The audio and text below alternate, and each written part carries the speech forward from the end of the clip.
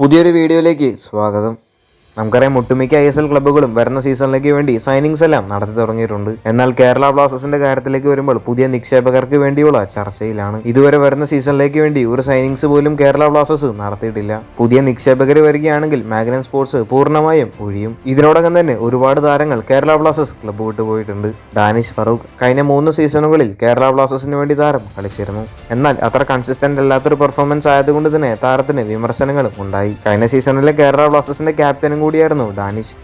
അങ്ങനെ ഇപ്പോൾ Danish Farooq Kerala Blasters club വിട്ട് പോയിട്ടുണ്ട്. മാത്രമല്ല ഡാനിഷിനെ ടീമിലേക്ക് എത്തിച്ചിരിക്കുന്നത് ഈസ്റ്റ് ബംഗാളാണ്. ഈസ്റ്റ് ബംഗാൾ താരത്തിന്റെ സൈനിങ് കംപ്ലീറ്റ് ആക്കിയിട്ടുമുണ്ട്. എന്തായാലും ഡാനിഷ് ഫറൂഖ് ഇനി കേരള ബ്ലാസ്റ്റേഴ്സിന് വേണ്ടി കളിക്കില്ല. കഴിഞ്ഞ സീസണിന്റെ പകുതിയായപ്പോൾ കേരള ബ്ലാസ്റ്റേഴ്സ് ടീമിലേക്ക് എത്തിച്ച 2 താരങ്ങളാണ് ഫ്രാഞ്ചുവും കരീം ബെനാറിഫും. 2 താരങ്ങളും മികച്ച പ്രകടനമായിരുന്നു കേരള ബ്ലാസ്റ്റേഴ്സിന് വേണ്ടി കാഴ്ചവെച്ചിരുന്നത്. ഫ്രാഞ്ചുവിന്റെ കരാറ് കേരള ബ്ലാസ്റ്റേഴ്സ് പുതുക്കിയേക്കുമെന്നുള്ളൊരു പ്രതീക്ഷ ആരാധകർക്ക് ഉണ്ടായിരുന്നു. എന്നാൽ ഫ്രാഞ്ചുവും അതുപോലെ തന്നെ കരീം ബെനാറിഫും കേരള ബ്ലാസ്റ്റേഴ്സ് ക്ലബ്ബ് വിട്ടിട്ടുണ്ട്. ഫ്രാഞ്ചുവിനെ ടീമിലേക്ക് എത്തിച്ചിരിക്കുന്നത് ISL ക്ലബ്ബായിട്ടുള്ള FC ഗോവയാണ്. അടുത്ത സീസണിൽ FC ഗോവയ്ക്ക് വേണ്ടിയായിരിക്കും ഫ്രാഞ്ചു കളിച്ചേക്കുക.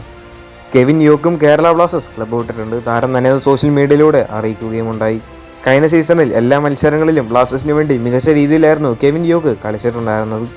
മറ്റൊരു കാര്യം, കേരള ബ്ലാസ്റ്റേഴ്സ് ടീമിലെ 3 മലയാളി താരങ്ങൾ ക്ലബ്ബ് വിട്ടുപോയിട്ടുണ്ട്. നിഹാൽ സുദേശ്, സച്ചിൻ സുരേഷ്, മുഹമ്മദ് സഹീഫ് എന്നീ 3 താരങ്ങളും കേരള ബ്ലാസ്റ്റേഴ്സ് ക്ലബ്ബ് വിട്ടുപോയിട്ടുണ്ട്. കഴിഞ്ഞ സീസണിൽ കേരള ബ്ലാസ്റ്റേഴ്സിന് വേണ്ടി ഗോളുകൾ നേടാനെല്ലാം നിഹാൽ സുദേശിന് സാധിച്ചിരുന്നു. നിഹാൽ സുദേശിനെ ടീമിലേക്ക് എത്തിച്ചിരിക്കുന്നത് ഒഡീഷ FC ആണ്. ബ്ലാസ്റ്റേഴ്സിന്റെ ഗോൾ കീപ്പറായിരുന്ന സച്ചിൻ സുരേഷിനെ ടീമിലേക്ക് എത്തിച്ചിരിക്കുന്നത് ഒഡീഷ FC തന്നെയാണ്.